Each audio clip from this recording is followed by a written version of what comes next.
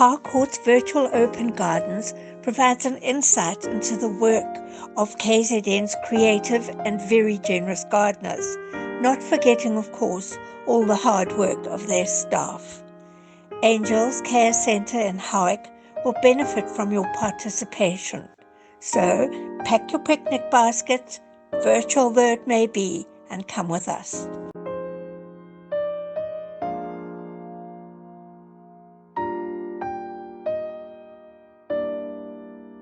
You know when you're on the heart of the Midlands, round green hills, pasture lands, beautiful valleys and trees which combine in perfect harmony and are punctuated by large herds of cattle, Friesland, Jerseys, Hereford, they're all there. Little villages flash by, Lidgerton, Curry's Post, then Balgown and Nottingham Road, while winding district roads lead to the farms and their houses, and of course, to beautiful gardens.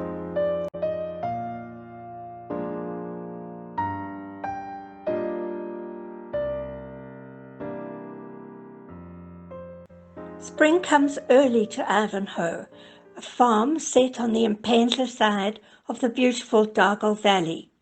Entrance is through a 2-kilometre avenue of London plains to an old stone farmhouse. This is set in green pastures surrounded by lots of trees. The 60-year-old cherry trees in full blossom are a sight to behold.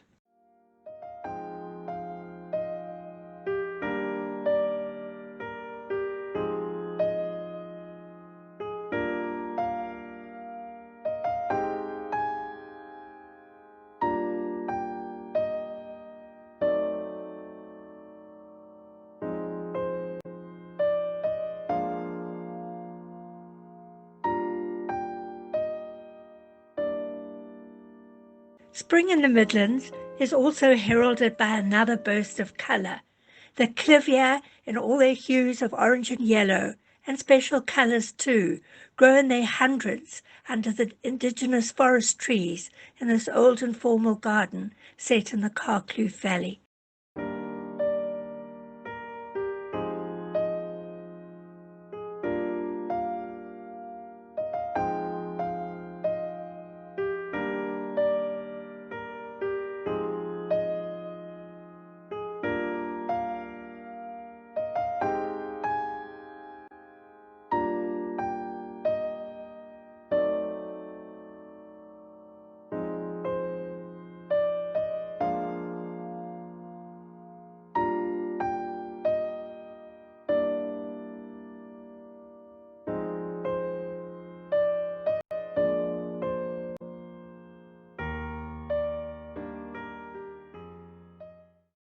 Now lovingly maintained by his descendants, John Geekie laid out and planted this garden some 140 years ago. His dream of creating an arboretum was made difficult as the seedlings came from all over the world to the Durban port, transported to Maryvale by train and then by ox wagon to the farm. Today, hydrangeas, magnolias, rhododendrons and camellias enhance the magnificent trees in this park-like garden where birdsong completes the picture.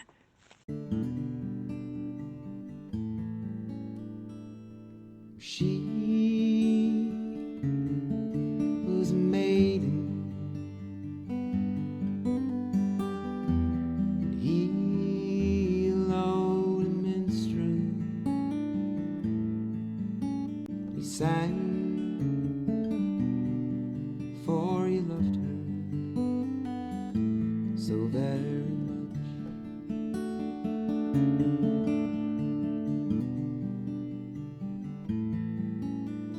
He was a nightingale, and she was a raven. He loved her anyway, for his love was blind.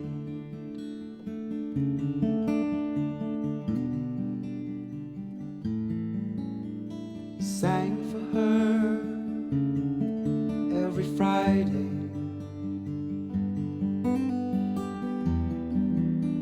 flowers on all right days. It's when the roses start to bloom that the Wilson Garden spills out in an abundant mix of form and fragrance.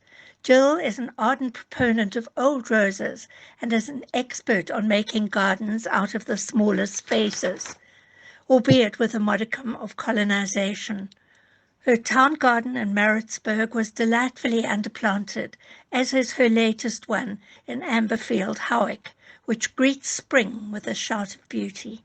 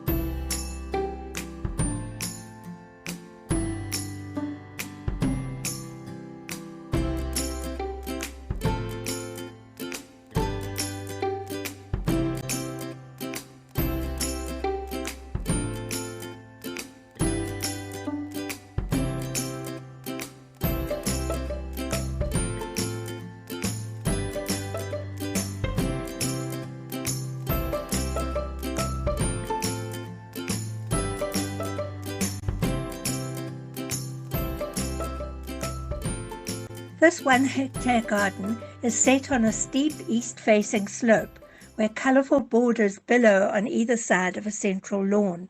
Roses, both of the climbing and bush varieties, abound, while interesting perennials flourish, many of them grown by the owner Isabel Johnson from seed.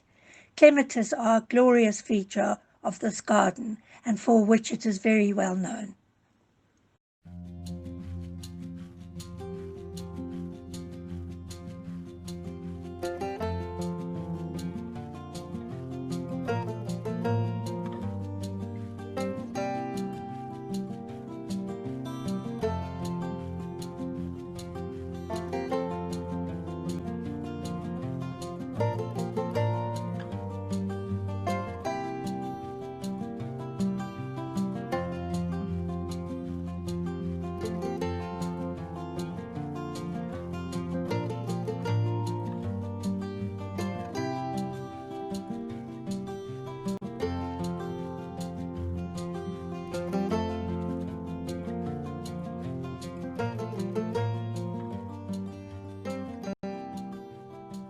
A work-in-progress garden, but one which is inspirational in use of water, formality, and terracing.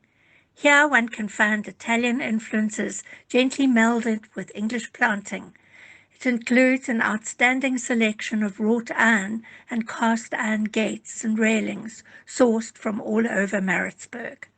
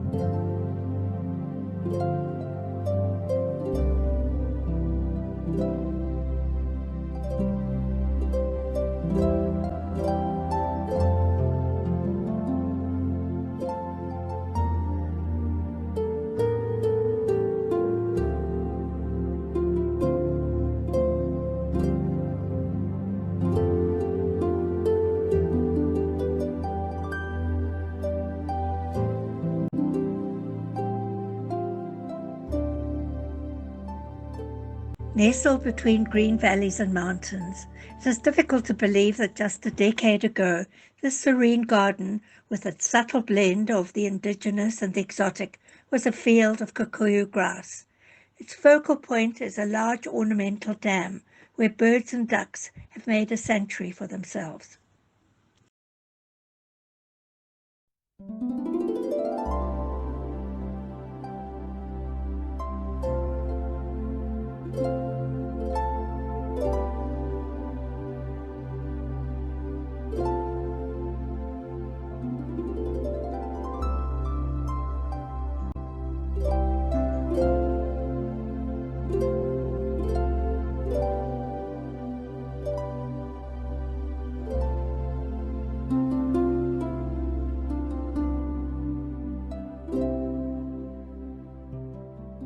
Located on the picturesque Bushman's Neck Road, this farm is owned by a dairy farmer who's passionate about roses. The garden keeps on growing and changing, and of course has a built-in fertilizer close at hand.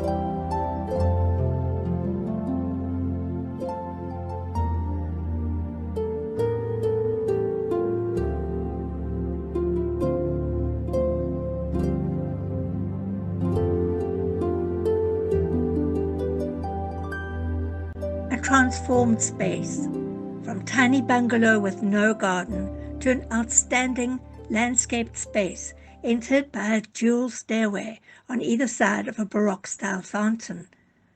Now nearing maturity, as evidenced by the profusion of well-established roses, shrubs, and old-fashioned perennials, it has many entrancing features, such as the Chinese pavilion, my favorite, and a white garden, a feast of flowers lining a domed gazebo.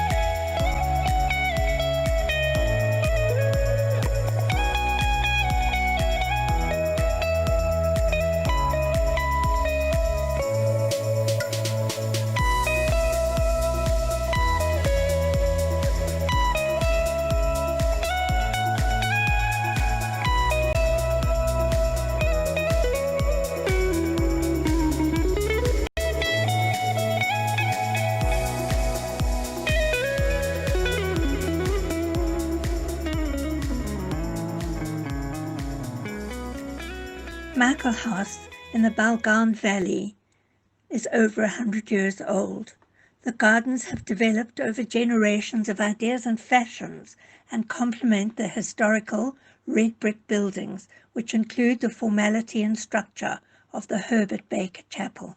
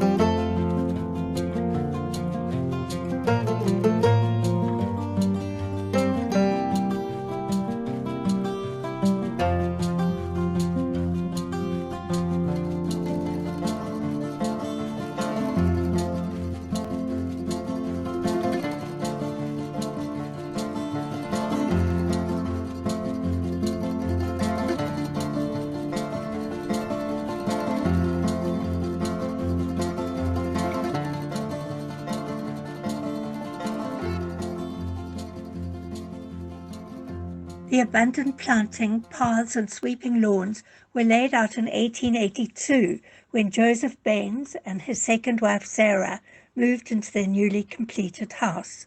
Trees, however, were his great love. A tulip tree, a black stinkwood, Otaniqua and indigenous yellowwoods graced this garden, together with those he imported from all over the world. Enter through an avenue of London planes and prepare to be enchanted.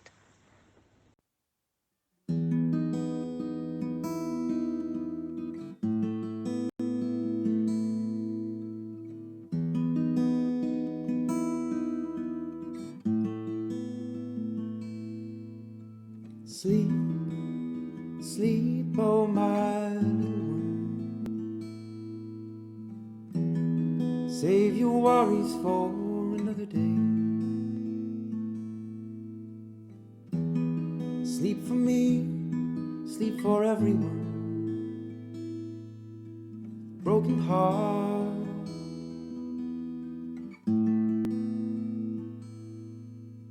Sing, sing, oh my pretty one. Save your silence for another day. Sing for me, sing for everyone who's been down that road.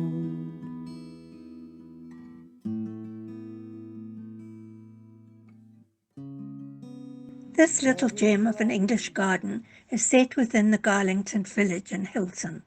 Garden rooms and ornamental arches are a foil to the stunning roses that are the main feature of the garden. It has a practical side too, as it is home to a highly productive vegetable garden.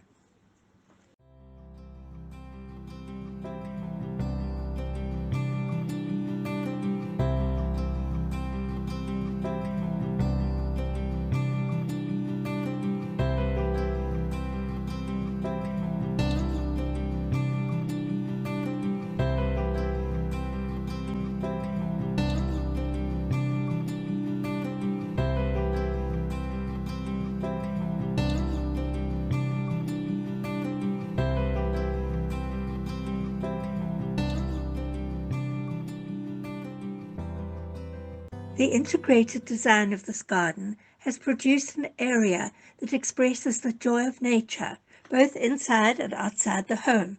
It is a clever mix of formality, informality, surprise, and wide variations in plant material.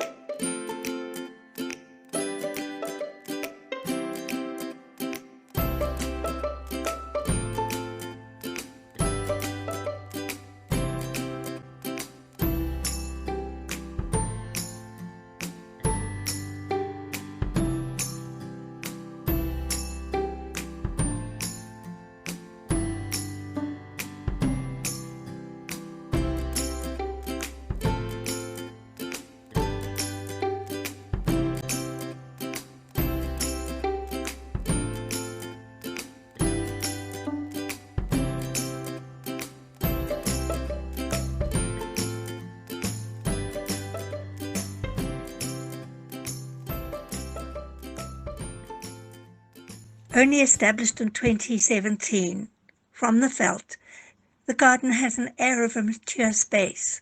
An oval lawn set within a rectangle provides a setting for each corner to be planted in different coloured old roses, those bred before 1945, with the oldest one dating to the 1500s. Arches bisect the garden at each quarter. The striking main entrance is a tunnel of 6 arches, while the gazebo in the middle forms a charming focal point.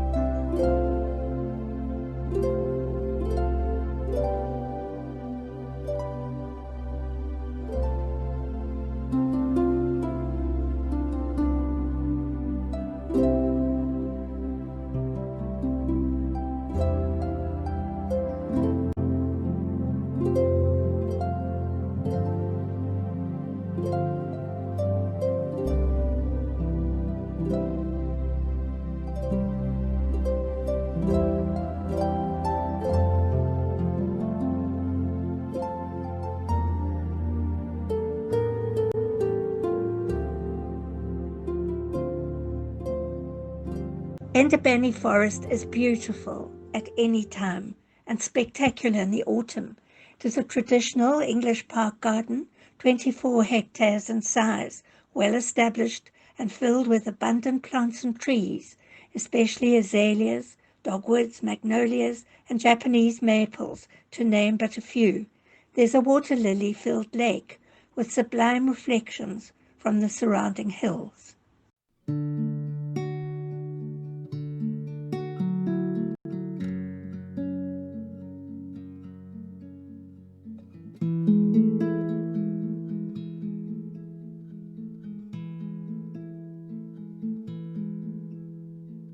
Morning called for you, love, was new love again. And I was as lost as sunrise in your eyes, my friend. 'Cause I'm bad at love, but I'm good at desire. That's what happened tonight. And with you, it's just another stolen hour that leads to another morning call. I'd like to fall into Set in gentle sugarcane country, some 10 kilometers from the center of Maritzburg, this is a winter garden par excellence, given the aloes and succulents that thrive there. Whilst they're in bloom, birds, bees, and butterflies are in abundance. The variety is amazing.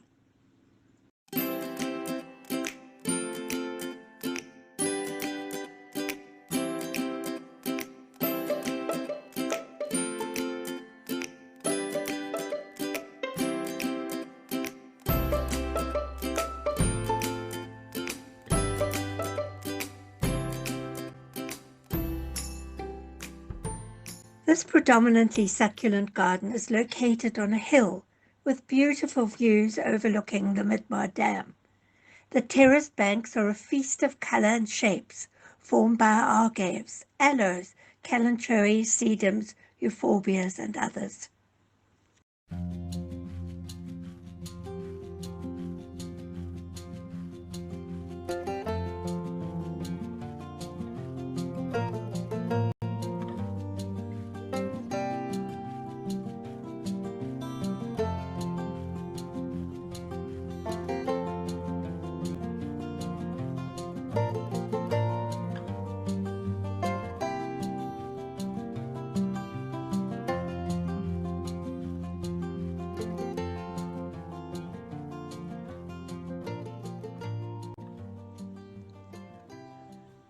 The garden at Marchmont is noted for its spectacular collection of trees, mainly planted in the 1900s.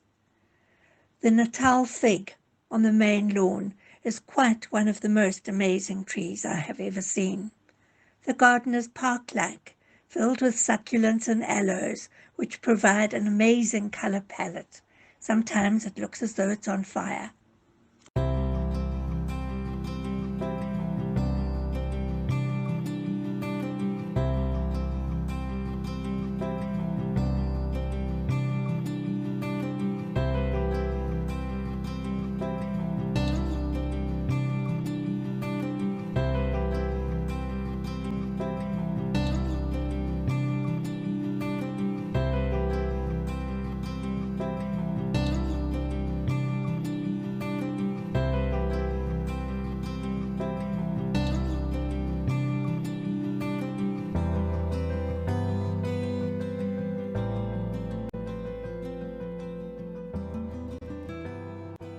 Here is Amberfield Farm again, this time covered in a blanket of snow, showing the wide variety in climatic conditions in the Midlands.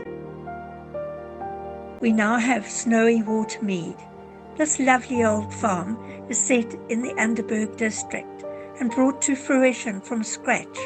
The rambling garden now is a haven for old roses that scramble up trees wherever they can to show off their beauty.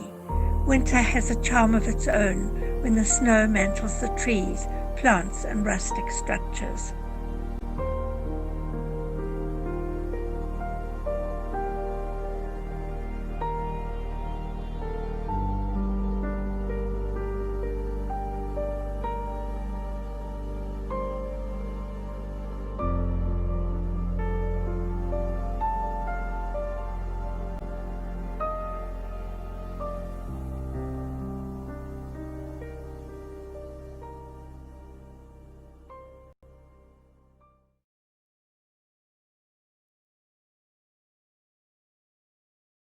Harcourts Hilton in KwaZulu-Natal, South Africa, has been proud to be associated with the Open Midlands Gardens since 2014. Natal has long been called the Garden Province, and for very good reason. It is a region where gardens thrive in very diverse conditions. Some look up to the Drakensberg Mountains, while a little lower down is the gardener's paradise in the Natal Midlands, with its acid soil and high rainfall. It is here that the Harcourts Open Midlands Gardens are mainly located, although some flourish in the warmer conditions lower down around Pietermaritzburg, and before the terrain changes to the subtropical coastal area near Durban. The Harcourts Open Gardens carry on a long tradition of sharing gardens with the public for new ideas, exposure to interesting designs and plant combinations, how to develop the current trend in smaller gardens, or simply just a lovely day out wandering through beautiful spaces that range from park-like estates where trees pay homage to the forethought of our ancestors to the tiniest gardens in the retirement complexes.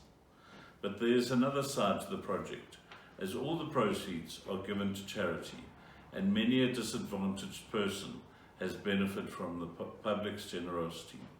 The uncertainty around COVID-19 has precluded us from opening our gardens in 2020, but instead we showcase 18 beautiful gardens to delight and inspire you.